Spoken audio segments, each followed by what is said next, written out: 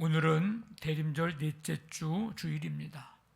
예수님 탄생하신 이 성탄절 전날에 우리 함께 예배드리는 여러분 모두에게 사랑의 주님, 평강의 왕 예수님의 임재 또 동행의 은총이 함께 하시기를 바랍니다.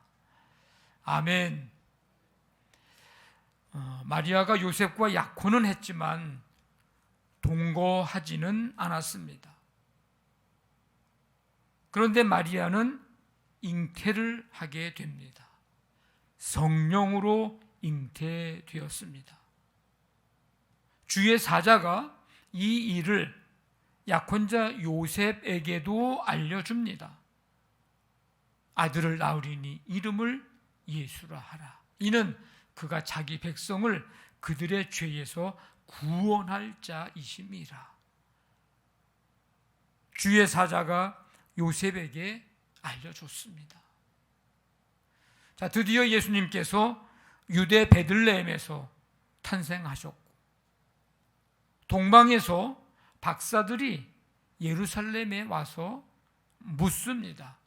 유대인의 왕으로 나신 이가 어디 계시냐? 우리가 동방에서 그의 별을 보고 그에게 경배하러 왔노라. 예수님의 탄생 이야기, 동방으로부터 박사들이 왔다는 이야기, 이 이야기를 들은 헤롯 왕과 예루살렘에 사는 백성들, 그들은 동요가 일어납니다. 초조해졌어요. 두려워합니다. 그래서 헤롯이 모든 대제사장, 백성의 서기관들을 모아서 물어요. 그리스도가 어디서 나겠느냐? 유대 베들레헴입니다.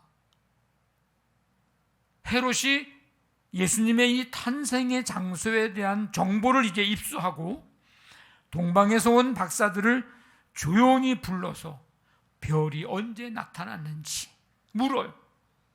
그래서 베들레헴으로 보내면서 당부를 합니다. 가서 아기에 대하여 자세히 알아보고 그 아기를 찾으면 나한테서 와서 얘기하고 그러면 나도 가서 그에게 경배할 수 있도록 하라. 자, 박사들이 이제 그 얘기를 듣고 베들레헴으로 향합니다. 동방에서 보던 별이 그들을 인도하여 가다가 아기 있는 곳 위에 머물러 섰습니다. 그 별을 보고 매우 크게 기뻐합니다. 집에 들어가서 아기와 그의 어머니 마리아가 함께 있는 것을 보고 엎드려 아기께 경배합니다.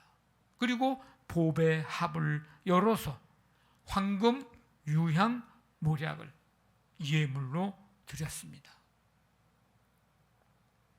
박사들은 이제 아기 예수께 경배하고 예물 드리고 이제 일을 다 마치고 돌아가야 될 거 아니에요?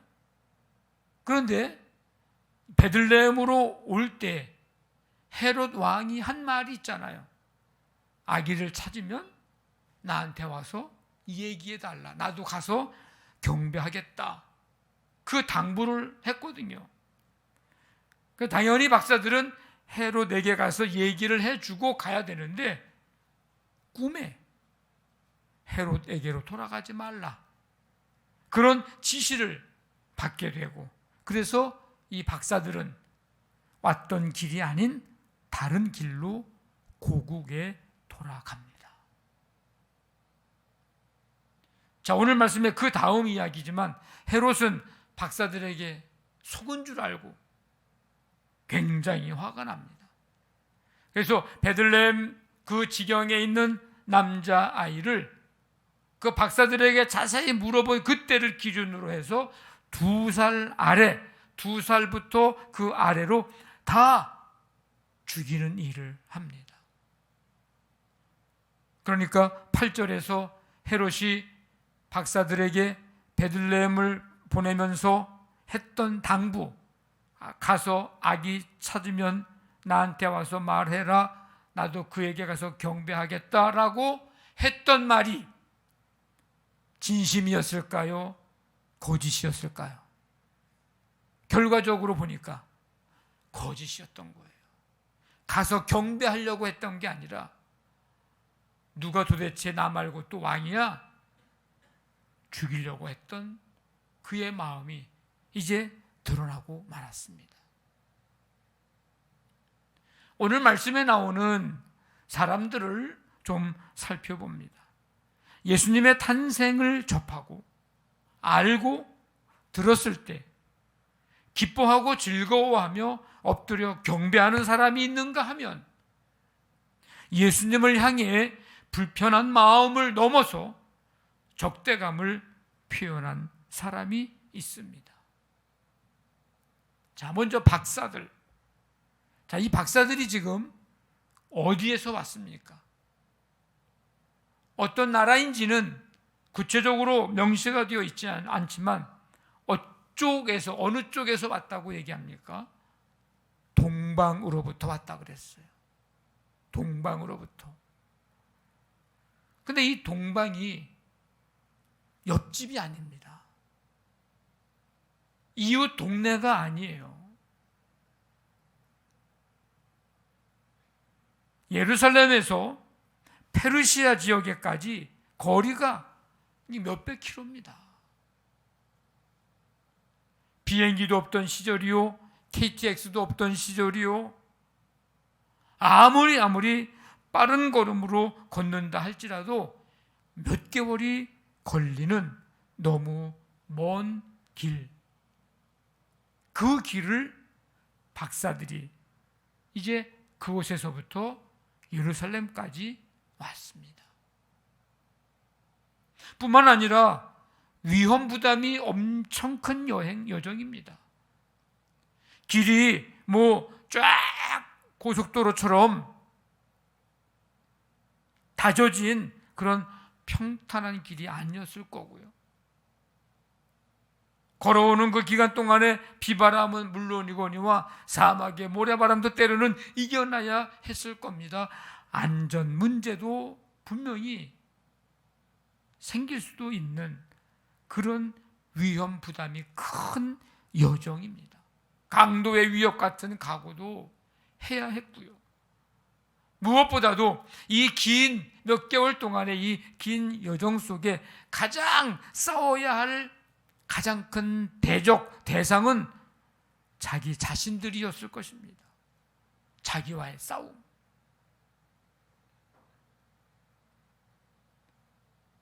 그 먼 거리, 그 위험 부담이 큰 여정.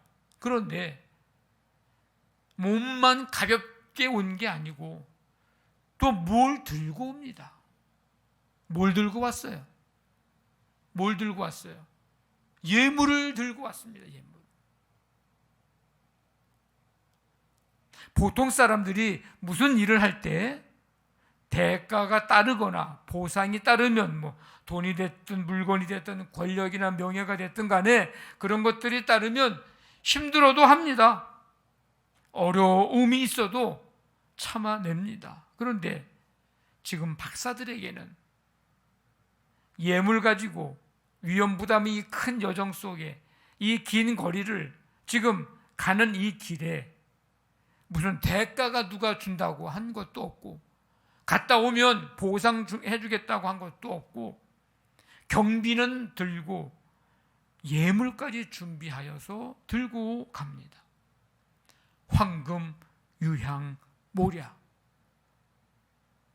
어떤 면에서 보면 자기들에게는 아무 유익이 없습니다. 경제적으로 봐도요, 이건 손해보는 장사예요.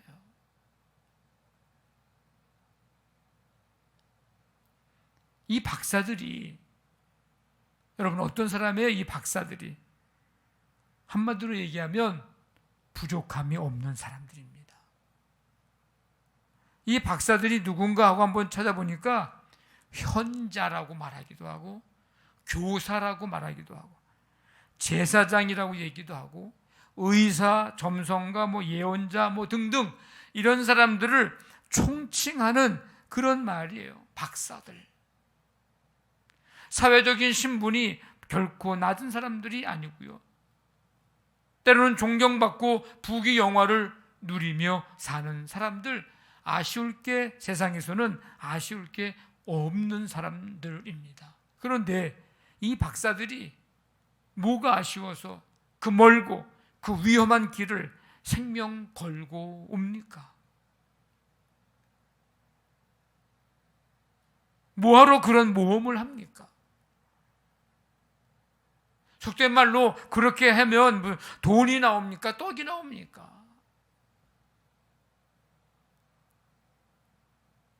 이런 상황과 환경임에도 이 박사들은 왜 동방으로부터 예루살렘에 왔을까? 왜 왔습니까? 왜 왔어요? 2절에 보니까 온 목적이 있습니다. 경배하러 왔다 그랬습니다.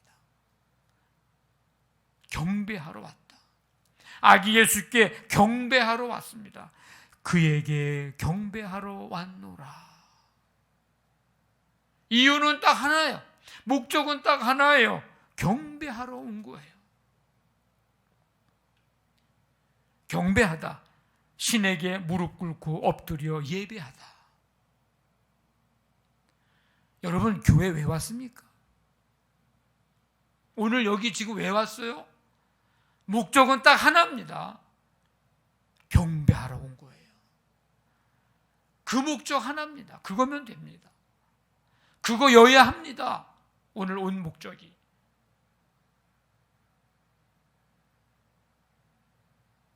어떻게 이런 상황과 환경과 여건 속에서 예수님께 경배 예배하러 왔을까? 무엇이 박사들로 하여금 이렇게 경배하고 예배하러 오도록 만들었을까? 그것은 믿음입니다. 예수님이 창조주 하나님, 왕, 구세주임을 믿었기 때문입니다. 예수님을 진정한 왕으로 받아들였기 때문입니다. 이 믿음이 있었기 때문에 동방에서부터 그 먼 거리를, 그 긴 시간 동안에 그 위험을 무릅쓰고 가장 귀한 예물을 준비하여 엎드려 경배한 것입니다. 이 믿음이 있으니까 예수님이 태어나신 곳이 누추하고 허름한 마을 구유여도 아무 문제가 되지 않습니다. 구유, 이 구유가 왕이 태어날 합당한 장소는 아니잖아요. 왕이 태어날 합당한 장소가 아니어도 예수님께 경배드리는 데에는 장애가 되지 않았습니다. 여러분, 예수님이 우리의 삶을 주관하시고 다스리시는 왕 되심을, 왕이심을 여러분 믿으십니까? 이것을 믿는 자들 마음속에는 예수님이 계시다는 사실을 여러분 아십니까?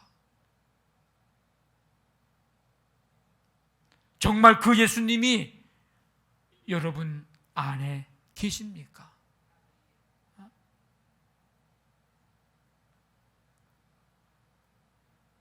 예수님이 내 마음속에 계신지 안 계신지 잘 모르시겠습니까? 예수님이 만왕의 왕 되심을, 내 삶을 다스리시고 주관하시는 분이심을 믿는다면 그 속에 주님이 계신 건데, 우리는 내 안에 주님이 계신지 안 계신지 혹시 모르고 사는 건 아닙니까? 만약에 그렇다면 우리는 지금 예수 믿는 게 아니라 예수 믿는 척 하면서 사는 사람입니다. 믿음의 사람은 내 안에 내 삶의 왕이신 예수 그리스도가 계심을 알고 살아갑니다. 이것을 모르면 믿음의 사람이 아닙니다. 내 안에 왕이신 예수님이 계심을 알고 산다면 굉장한 은혜요, 굉장한 축복입니다. 우리 안에 계시고 우리의 삶을 다스리시며 나와 동행하시는 예수님, 그 예수님께 엎드려 경배하십시오. 이와는 다른 모습의 사람이 등장을 합니다. 바로 헤롯입니다. 자, 이 헤롯이 동방으로부터 온 박사들을 통해서 예루살렘의 예수님의 탄생에 대한 이야기를 들었습니다. 긍정적인 측면으로 볼 때 헤롯에게는 얼마나 큰 은혜고 얼마나 놀라운 축복입니까? 야, 내 시대에 예수님이 탄생하시다니. 내가 이스라엘을 통치하고 있을 때에 예수님이 탄생하시다니, 이런 영광이 또 어디 있겠는가? 긍정적인 측면에서 보면 이러면서 기뻐하고 즐거워해야 되는 거 아닙니까? 아주 타이밍이 기가 막힌 거잖아요. 그래서 헤롯이 예수님이 어디에서 태어나셨는지를 이제 찾아봅니다. 어디서 태어났다고 드디어 찾았습니다. 어디에서? 유대 베들레헴에서. 자, 그러면 헤롯은 어떻게 해야 됩니까? 헤롯이 마땅히 보여야 할 모습은 어떤 모습이어야 합니까? 동방 박사들처럼 자기가 말한 대로 찾으면 나도 가서 경배할 테니까 나에게 알려달라고 얘기한 것처럼 예수님께 찾아가서 경배 드려야 하는 거 아닙니까? 엎드려 경배해야 되는 거 아닙니까? 그런데 헤롯은 그렇게 하지 않았습니다. 오히려 마음에 동요가 일어나고 초조해지고 두려워했습니다. 그럴 때 그 마음에 아주 훅 하고 들어온 생각은 첫째, 죽이자. 둘째, 제거하자. 셋째, 없애자. 다 같은 얘기죠. 왕이 태어났다. 경배해야 되는데 찾아가서 그의 마음에 동요가 일어나고 초조하고 불안하고 두렵고, 그때에 들어온 사단의 생각은, 사단이 그때 집어 주었던, 들여보냈던 생각은 죽이자, 제거하자, 없애자. 결국 어떻게 됩니까? 예수님을 죽이려고 앞서 박사들에게 별이 나타난 때를 자세히 알아본 그 시점을 기준으로 해서 2살부터 그 아래로 다 아이들을 죽였습니다. 엄청난 범죄를 저지르고 말았습니다. 똑같이 예수님의 탄생을 알았고 들었는데 보이는 반응이 다릅니다. 똑같이 예수님의 탄생을 알았고 들었는데 행동하는 것이 다릅니다.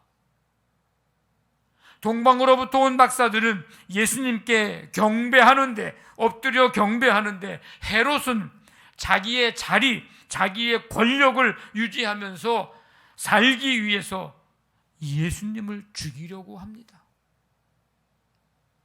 동방으로부터 온 박사들은 생명 걸고 그 먼 예루살렘 베들레헴까지 와서 예수님께 엎드려 경배하는데, 헤롯은 자기가 살기 위해서 수많은 어린 생명들을 죽이는 일까지 서슴지 않았습니다. 동방으로부터 온 박사들은 예수님의 탄생을 축하하며 경배하기 위해서 황금, 유향, 모략을 선물로 드리는데, 헤롯은 어린 생명에게 뭘 선물을 합니까? 그 어린 생명들에게 뭘 선물했어요? 죽음을 가져다 주는 엄청난 죄를 범합니다. 동방으로부터 온 박사들은 예수님께 경배하러 왔다고 하면서 베들레헴에 가서 예수님께 경배하지만, 헤롯은 예수님의 탄생에 대해서 알아보고 찾으면 알려주어 자기도 가서 경배하게 하라고 하면서 경배는커녕 죽이려고 하는 정반대의 행동을 합니다.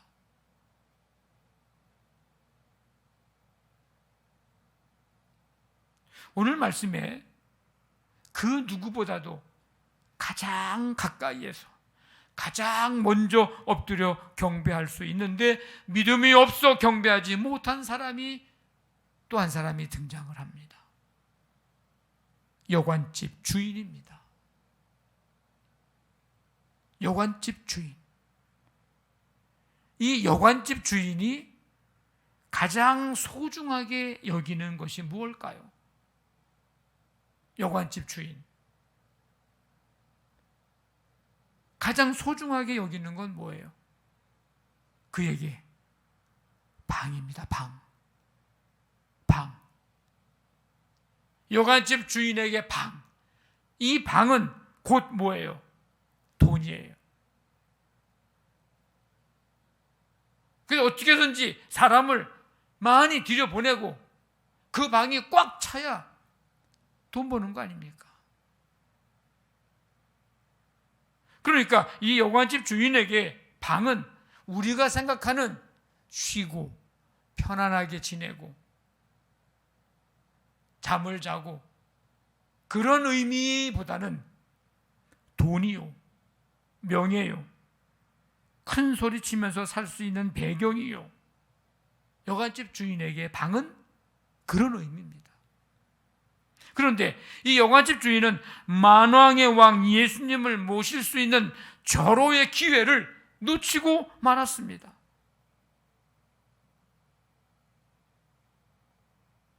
방이 없다고 마리아를 어디로 밀어냅니까? 구유로. 방에서 구유로. 누가복음 2장에 보니까 첫 아들을 낳아 강보로 싸서 구유에 뉘었으니 이는 여관에 있을 곳이 없음이로라. 여러분, 정말 방이 없었을까? 한번 생각을 해보세요. 방이 없었을까? 물론 말 그대로 방 없을 수 있습니다. 워낙 많은 사람들이 왔기 때문에 다 호적하러 온 거잖아요. 없을 수 있어요. 또 없다는 게 맞는 말일 수 있어요. 그런데 조금 더 생각해 보면 방이 없는 게 아니라 여관집 주인에게 없었던 것은 믿음이 없었던 거예요. 만약에 믿음이 있었다면 어떻게 해서든지 방을 만들었을 거예요. 방을 내어드렸을 거예요. 방이 없으면 자기 집이라도 내어드렸을 거라고.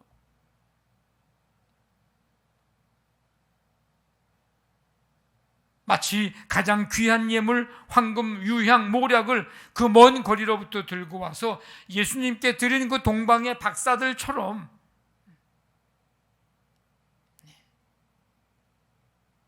그리고 방만 내어드렸겠어요? 믿음이 있었다면 엎드려 경배했겠죠. 구유 쪽으로 내몰면서 얼마를 받았는지는 모르겠지만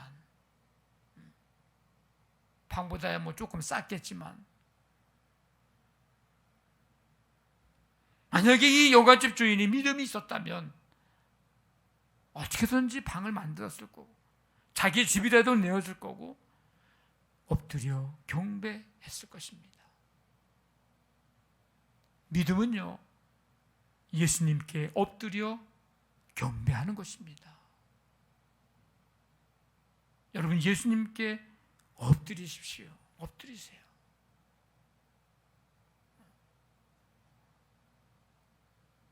우리가 예수님에 대해서 똑같이 듣습니다. 똑같이 배웁니다. 한자리에서. 그런데 믿음의 사람은 예수님께 엎드려 경배합니다. 믿음이 없으면 예수님을 배척합니다. 밀어냅니다. 밀어내요. 내 마음의 자리에서 구유로 밀어냅니다.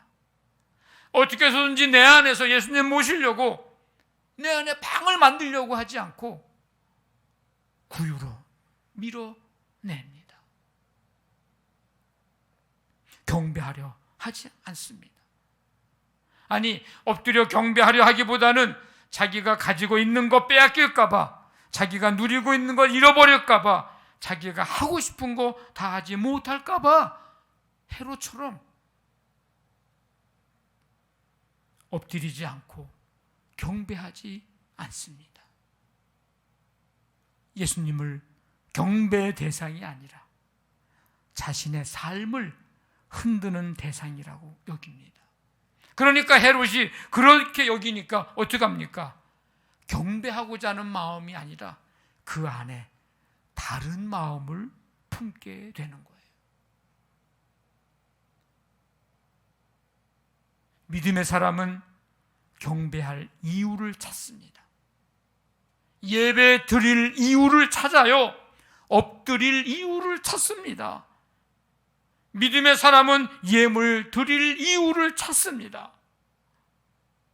그러나 믿음 없는 사람은 경배하지 않아야 할 이유를 찾습니다. 예배 드리지 않아야 할 이유를 찾아요. 엎드리지 않아야 할 이유를 찾아요. 더 문제는 경배하고 엎드려야 할 이유, 예배 드려야 할 이유가 있어도 그거를 보지 못한다는 게 더 문제입니다. 다른 사람의 눈에는 보이는데 자기만 못 봐. 자기만. 하나님을 예배하고 경배하고 엎드려야 될 이유가 있는데 다른 사람은 충분히 보이고 충분한 이유가 있는데 본인만 모르고 본인만 못 봐요. 그래서 우리는 믿음이 있어야 돼요. 믿음을 그래서 믿음이 중요합니다. 여러분, 예수님께 엎드린 이 엎드려 경배한 박사들, 예수님께 보배합을 열어 예물을 드린 박사들 생각해 봅니다. 예수님을 경배하기 위해서 온갖 위험, 고난을 무릅쓰고 견디며 동방으로부터 온 박사들, 자기 예수께 경배 드렸어요. 황금, 유향, 모략, 보배합을 열어서 예물을 드렸어요. 이제 다시 자기네 나라로 돌아갑니다. 돌아가는 길은 어땠을까? 올 때나 갈 때나 뭐 다른 상황이 뭐 있겠어요. 똑같은 거리요, 똑같은 위험이 있는 그런 길이요. 똑같을 거예요. 그런데 여전히 위험하고 힘든 여정이지만 여기까지 오는 과정에 함께 하시고 지켜주신 하나님께서 돌아가는 발걸음도 지켜주셨을 것입니다. 동행하셨을 것입니다. 동방으로 돌아갈 때까지 아니라 하나님 앞에 그들이 서는 그날까지 하나님이 지키시고 동행해 주셨을 것입니다. 우리가 날마다 주님을 경배하고 주께 엎드리는 삶을 살아갈 때 주께서 권능의 손으로 지키시고 우리가 주님 앞에 서는 그날까지 동행해 주실 줄로 믿습니다. 여러분, 동방으로부터 와서 그것도 예물까지 준비하여 드린 박사들, 자, 예물을 넣어왔던 보배합, 보물, 귀중품을 담아두는 상자, 이 보배합, 그 보배합을 빈 것으로 들고 갔을까? 그 보배합 속에 누구보다 가장 소중한, 가장 귀한 예수님을 모시고 돌아갔을 거예요. 빈 거 들고 간 게 아니라 그 속에 예수님을 모시고, 그리고 그 누구도 줄 수 없는 감사와 기쁨과 평안, 소망을 그 보배합 속에 가득 담아 돌아갔을 것입니다. 성도 여러분, 우리가 예수님 탄생을 기다리는 것은 다른 이유 없습니다. 다른 그 무엇 때문이 아닙니다. 예수님께 경배 드리기 위함입니다. 사랑의 주님, 평강의 왕, 만왕의 왕이신 예수님께 엎드려 경배하기 위함입니다. 길과 진리와 생명이신 예수님께 엎드려 경배 드리기 위함입니다. 참 빛이신 예수님께 엎드려 경배 드리기 위함입니다. 오늘이 그 기회입니다. 여러분, 이 기회 잃어버리지 마십시오. 엎드려 경배하라.